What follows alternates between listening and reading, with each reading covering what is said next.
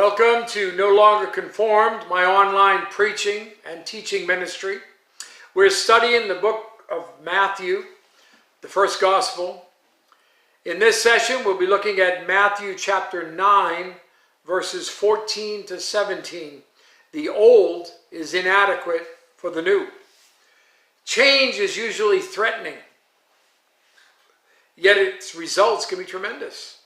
Jesus has an encounter with disciples of John the Baptist, which was all about change.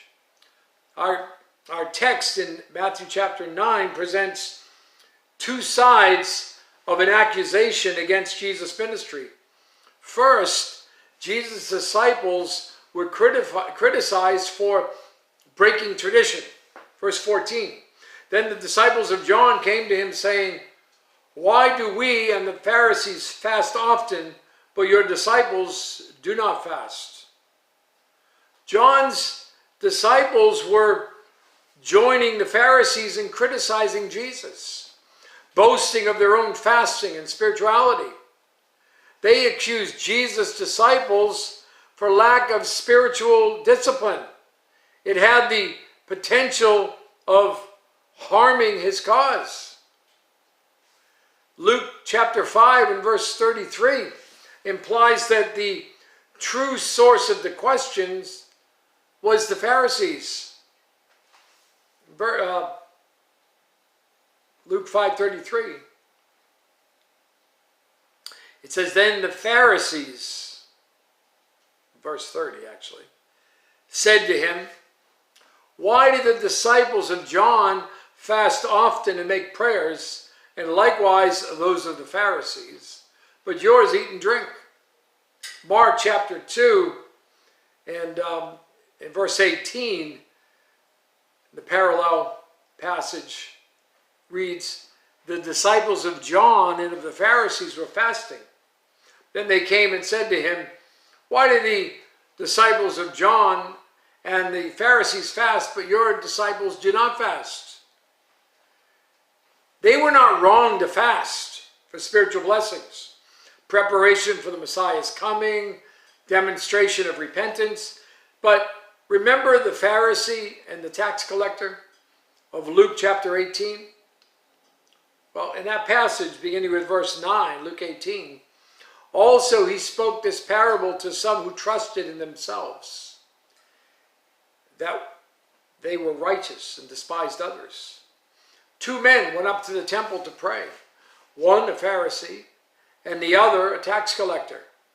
The Pharisee stood and prayed thus with himself, 'God, I thank you that I am not like other men, extortioners, unjust, adulterers, or even as this tax collector. I fast twice a week. I give tithes of all that I possess.' And the tax collector, standing afar off, would not so much as raise his eyes to heaven, but beat his breast, saying, 'God, be merciful to me, a sinner.' I tell you, this man went down to his house justified rather than the other. For everyone who exalts himself will be humbled, and he who humbles himself will be exalted." The Pharisees were just simply trying to sow some discord. John's disciples got used by them. Look at verses 11 and verse 14. When the Pharisees had a problem with Jesus, they brought it to his disciples. Verse 11, "And when the Pharisees saw it, they said to his disciples, 'Why does your teacher eat with tax collectors and sinners?' When Pharisees had a problem with his disciples, they brought it to Jesus. Then the disciples of John came to him saying, 'Why do we and the Pharisees fast often, but your disciples do not fast?'" There's no reason to operate this way unless you're attempting to stir up trouble. Second, Jesus' disciples are defended for breaking ground. Verses 15 to 17. "And Jesus said to them, 'Can the friend of the bridegroom mourn as long as the bridegroom is with them. But the days will come when the bridegroom will be taken away from them, and they will fast. No one puts a piece of unshrunk cloth on an old garment, for the patch pulls away from the garment, and the tear is made worse. Nor do they put new wine into old wineskins, or else the wineskins break, the wine is spilled, and the wineskins are ruined. But they put new wine into new wineskins, and both are preserved.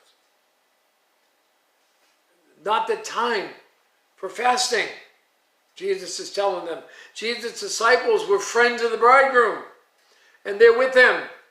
Fasting was associated with sadness in a time of intense prayer. John was in prison.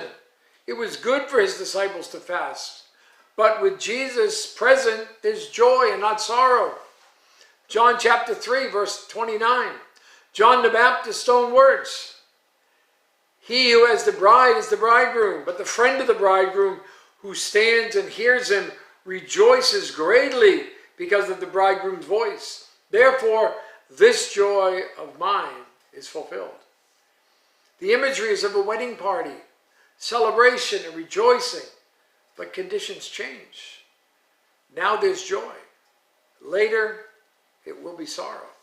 Look at verse 15. But the days will come when the bridegroom will be taken away from them, and then they'll fast. Fasting was an important part of the first century church of the New Testament. It was a routine part of seeking the Lord's guidance in ministry. It's not a time for old things. Jesus gave two illustrations to show that the old was inadequate. It was a new time which required a new perspective. New cloth is too much for old cloth to handle. A new piece of cloth will shrink some when it's washed, presenting a problem. It'll pull away and tear the cloth. The patch will end up doing more harm than any good.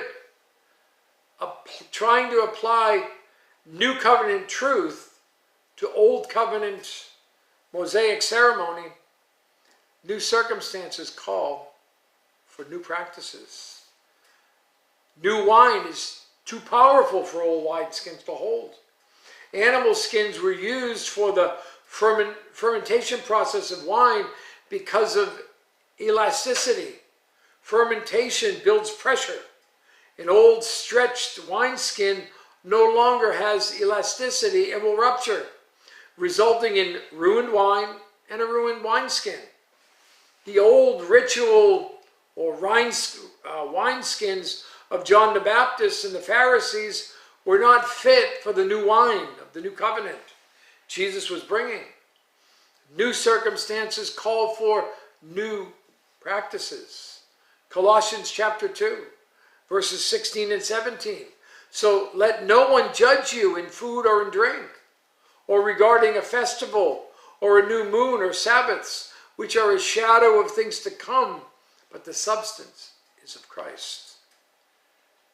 Christians of all eras must pay attention to an important truth, and that is that the message of the cross remains unchanged, but the methods of ministry do change. What is effective in one era can be counterproductive in another. Evangelism methods, church growth strategies, music preferences, and worship styles. Listen, let me ask you, are you willing to make changes and seek to penetrate this world for Christ? Like the first church conquered the pagan Roman world. Open your spiritual eyes.